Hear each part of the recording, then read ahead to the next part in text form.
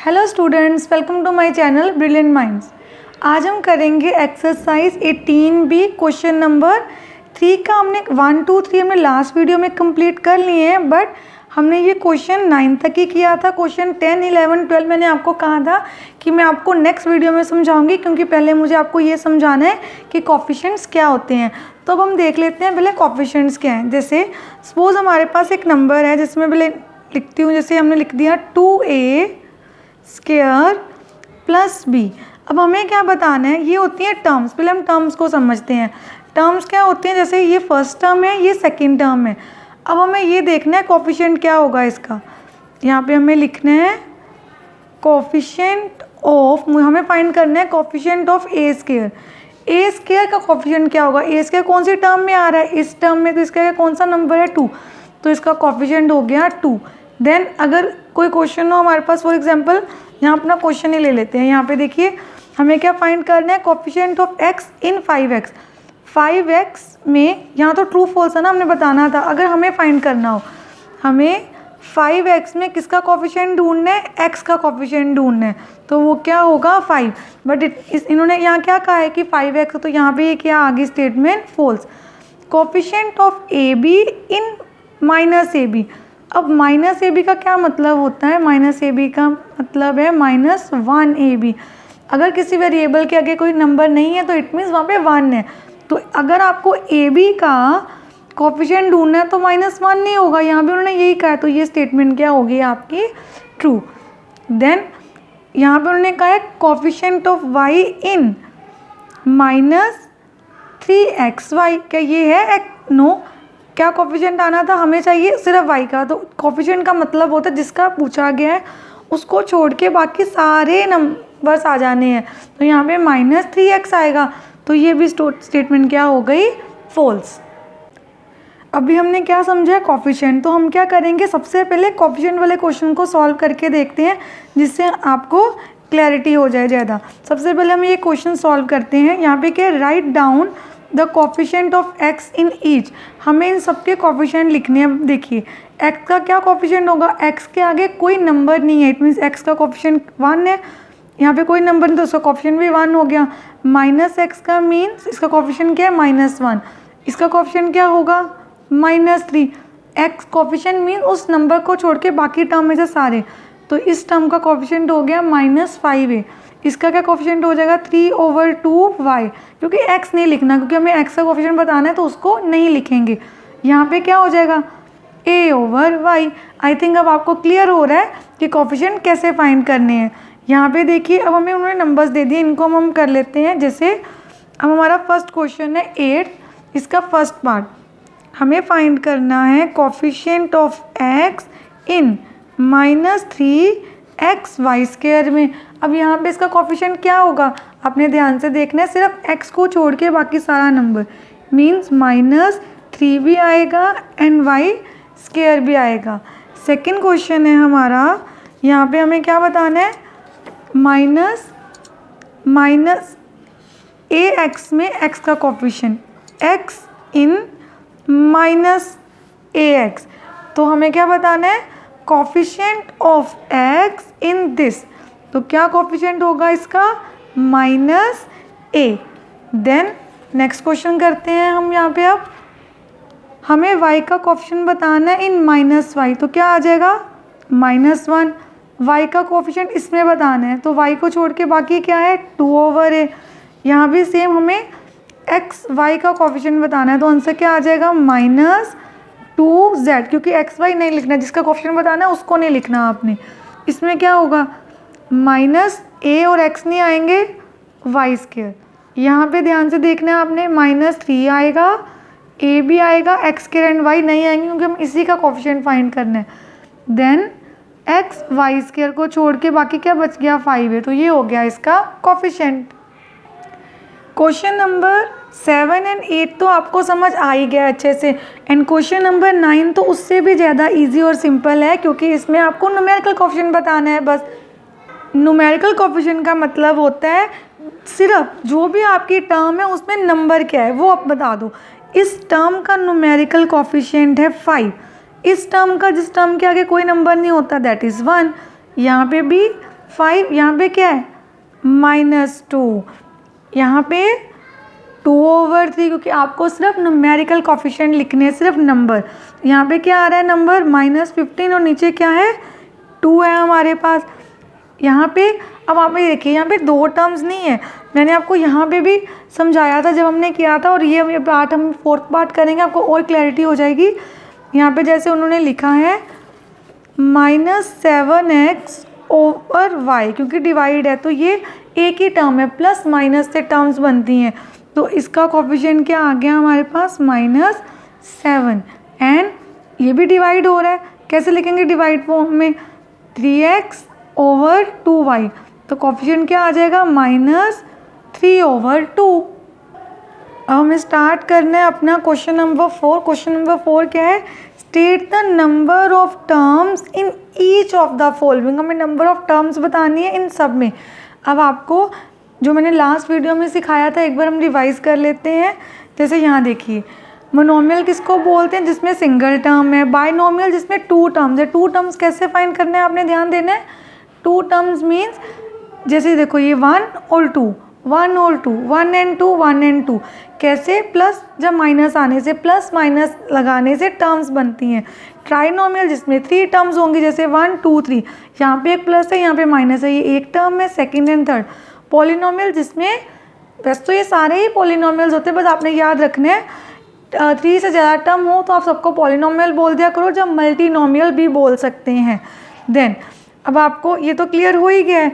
Then एक और बात आपने याद रखनी है, फॉर एग्जांपल हम ऐसे लिख दें 3x² divided by y plus 2x। अब ध्यान से देखना है 3x² और y तो आपस में डिवाइड हो रहे हैं, जिसको ऐसे लिखना था प्लस 2x है, तो जहाँ पे टर्म कैसे काउंट करेंगे, जब टर्म काउंट करेंगे तो ये होगी हमारी सिंगल टर्म, ये है टर्म 1 और ये है टर्म 2, तो ये बाइनोमियल एक्सप्रेशन है, इसको बोलेंगे 2 टर्म्स हैं इसमें। क्वेश्चन नंबर 4 में हमें क्या बताना है, state the number of terms in each of the following expressions. हमने सारे एक्सप्रेशन यहाँ पे लिख लिए, अब हमें बताना है इसमें कितनी नंबर ऑफ टर्म्स हैं।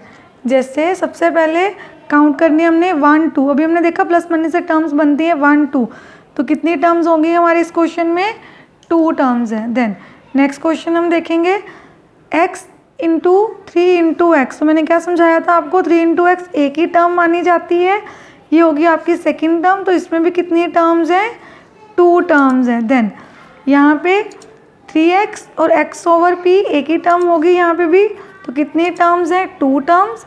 Then a divided by x multiply by b। अब यहाँ पे अपने ध्यान से देखना है, a x से डिवाइड हो रहा है और b से मल्टीप्लाई हो रहा है, देन प्लस c है, तो इस पूरे को हम एक ही टर्म मानेंगे क्योंकि यहाँ पे कोई भी प्लस माइनस नहीं आ रहा। डिवाइड एंड मल्टीप्लाई से टर्म्स नहीं बनती, प्लस माइनस से बनती हैं, तो यहाँ भी कितनी टर्म्स हैं 2 टर्म्स हैं। अगेन 3x डिवाइड हो रहा है 2 से, प्लस y प्लस 4। अब यहाँ पे देखो 1 2 एंड 3, यहाँ पे 2 बार प्लस आ रहा है तो इसे 3 टर्म्स बन गई, तो यहाँ पे हम नंबर ऑफ टर्म्स कितनी लिख देंगे 3। एक्स वाई डिवाइडेड बाई 2, अब एक्स वाई वाई से डिवाइड हो रहा है, यहाँ पे प्लस और माइनस नहीं आया, तो इसमें कितनी टर्म्स है ओनली 1 सिंगल टर्म है। X plus y divided by a, तो ये फर्स्ट टर्म है, ये सेकंड, तो कितनी टर्म्स हुई 2 terms. 2x plus Y plus 8 divided by Y, तो कितनी टर्म्स हो गई 1 2 3, तो हम लिख देते हैं 3 terms. Then 2 into A 2a plus 3 divided by b plus 4, b इधर नीचे आके डिवाइड हो, टर्म्स कितनी हो गई 1 2 एंड 3, तो हम लिख देते हैं यहाँ पे 3 टर्म्स। इसी क्वेश्चन में अगर हमें ये भी पूछा होता कि आप बताओ ये मोनोमियल बाइनोमियल या ट्राइनोमियल है, देन जिसमें 2 टर्म्स हैं वो बाइनोमियल, ये भी बाइनोमियल, ये भी बाइनोमियल एंड ये भी बाइनोमियल, एंड जिसमें 3 टर्म्स आ गए उसको हम क्या बोलते हैं ट्राइनोमियल। देन जिसमें सिंगल टर्म है वो क्या है monomial, 2 terms binomial, 3 term trinomial, and यहाँ पे भी 3 टर्म्स है तो ये भी क्या हो गया ट्राइनोमियल। क्वेश्चन नंबर 5 में हमें क्या बताना है, स्टेट वेदर ट्रू और फॉल्स। अब हमें बताना है फर्स्ट पार्ट में कि x y and minus y x are like. अब कोई भी चीज़ लाइक टर्म्स तब होती है जब उसके वेरिएबल सेम हो। यहाँ पे देखो एक्स वाई है, यहाँ पे वाई एक्स है तो सेम वेरिएबल, चाहे एक्स वाई लिख दें वाई लिख दें, तो यस ये लाइक टर्म्स हैं। उन्होंने बोला था ये लाइक टर्म्स हैं, यस ये लाइक टर्म्स हैं। यहाँ का आंसर क्या आ जाएगा हमारा? True. Then x square y, y square x, no ये फॉल्स है। कैसे फॉल्स है? यहाँ पे x की कितनी पावर है? 2, और यहाँ पे सिंगल x है। यहाँ पे y की सिंगल पावर है और यहाँ पे y की 2 पावर है, तो ये सेम नहीं है। यहाँ पे सेम नंबर ऑफ y और x नहीं है, पावर भी सेम होनी चाहिए वेरिएबल्स की। जैसे a और a दोनों की पावर 1 1 ना, आगे चाहे माइनस लिखा हो, आगे कोई भी नंबर हो, अगर यहाँ पे होता 5 है और यहाँ पे होता -3 है, तब भी ये लाइक टर्म्स ही होती। क्यों? क्योंकि नंबर्स को नहीं देखते, वेरिएबल्स को देखते हैं, वेरिएबल सेम होने चाहिए। जैसे बी ए लिख दें, -ba का मतलब -1ba, और 2ba ab का मतलब 2 है। चाहे ba लिख दो पहले या ab लिख दो, वो लाइक ही होती है, पर इन्होंने लिख दिया अनलाइक, इसलिए इनकी स्टेटमेंट फॉल्स है। ये दोनों टर्म्स क्या हैं? लाइक टर्म्स हैं। 5 और 5x लाइक है? नो, क्योंकि यहाँ पे सेम वेरिएबल नहीं आया। सेम वेरिएबल आएगा तो ही टर्म्स लाइक होती हैं। एक्स वाई क्या एक्स वाई जेड के अनलाइक है? यस ये ट्रू है, क्योंकि यहाँ पे z नहीं है तो ये अनलाइक है, एक दूसरे के लाइक टर्म्स नहीं है। नेक्स्ट क्वेश्चन है हमारा क्वेश्चन नंबर 6। ये तो आप बहुत ही आसानी से कर लेंगे कि अब आपको पता चल गया कि मोनोमियल, बाइनोमियल, ट्राइनोमियल टर्म्स होती क्या है। यहाँ पे क्या है? मोनोमियल सिंगल है, 2 टर्म्स आ गई। बाइनोमियल, अब जब मैंने अभी सिखाया डिवाइड में टर्म नहीं बनती, तो ये भी क्या होगी? मोनोमियल। सिंगल लिखा है मोनोमियल, यहाँ पे 1 2 3 प्लस माइनस से टर्म बनती, तो ये हो गई ट्राइनोमियल। यहाँ भी प्लस हो रहा है, ये हो गई बाइनोमियल, क्योंकि इसमें 2 हैं। यहाँ पे भी 3 टर्म्स है, ट्राइनोमियल। अब यहाँ पे क्या हो जाएगा? आपने ध्यान से देखना है। क्वेश्चन है हमारा, इस क्वेश्चन में हमें क्या बताना है? जैसे x + 1 + x divided by y नीचे आ जाएगा, तो कितनी टर्म्स दिख रही हैं? एक ये और एक ये 2 टर्म्स वाले किसको क्या बोलते हैं? बाइनोमियल। एंड यहाँ पे 1 2 3 दिख रहे हैं, तो ये हो गया हमारा ट्राइनोमियल। अब हमने यहाँ पे क्वेश्चन नंबर 7 जिसमें कोफिशिएंट बताने हैं, 8 में भी एंड 9 में जिसमें न्यूमेरिकल कोफिशिएंट बताने हैं, वो ऑलरेडी कर लिए हैं। अब हमें करना है क्वेश्चन नंबर 10, जो मोस्ट इम्पॉर्टेंट क्वेश्चन है, जिसको आपने ध्यान से समझना है कि right the degree, what is the degree of the polynomial. अब किसी पॉलिनोमियल की डिग्री कैसे फाइंड करते हैं? डिग्री का मतलब होता है पहले आपने टर्म्स देखनी है, उसमें हाईएस्ट डिग्री को देखना है। जैसे इस टर्म में यहाँ की डिग्री 1 है, इसकी 2 है, तो इस किसी भी टर्म में जो हाईएस्ट डिग्री आ जाएगी वो पूरे एक्सप्रेशन की होती है। तो 2 आ रही है तो एक्सप्रेशन की 2 हो गई। यहाँ पे 2 है, यहाँ 1 है, इस एक्सप्रेशन की भी डिग्री क्या हो गई? 2। यहाँ पे 3 है, इसमें 8 है और इसमें 10 है। सबसे बड़ा क्या नंबर है? 10, तो हाईएस्ट डिग्री हो गई यहाँ पे 10।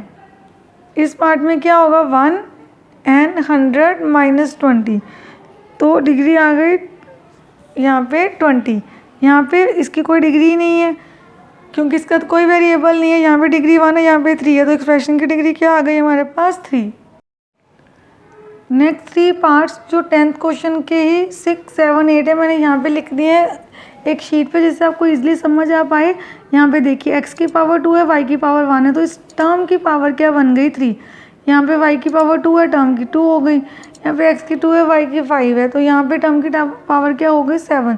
तो अल्टीमेटली जो पूरी एक्सप्रेशन में सबसे हाईएस्ट हो वो उस एक्सप्रेशन की पावर होती है। इस एक्सप्रेशन की पावर आ गई 7। देन यहाँ पे 3 है, 3 + 2 5, ये 5 + 1 6 हो गया, तो हमारी पावर क्या आ गई? 6। देन y की पावर 2 है, यहाँ पे 3 है, एंड यहाँ पे कितनी है? 9। तो यहाँ पे क्या आ जाएगा हमारे पास? क्या होगी इस पूरी एक्सप्रेशन की पावर? 9। इस एक्सप्रेशन की पावर क्या आ गई हमारे पास? 9। आई होप आपको सारे कंसेप्ट क्लियर हो गए हैं। अलजेब्रा के बेसिक कंसेप्ट, जिसमें हमने सीखा कि कैसे कोई टर्म मोनोमियल, ट्राइनोमियल, पॉलिनोमियल होती है, बाइनोमियल होती है, कैसे लाइक टर्म्स अनलाइक बतानी है, कैसे टर्म्स होती हैं, सब हमने सीख लिया। If you like this video please share and subscribe with your friends and press the bell icon, जिससे आपके पास न्यू वीडियोज़ की भी नोटिफिकेशन आती रहे। Thank you for watching.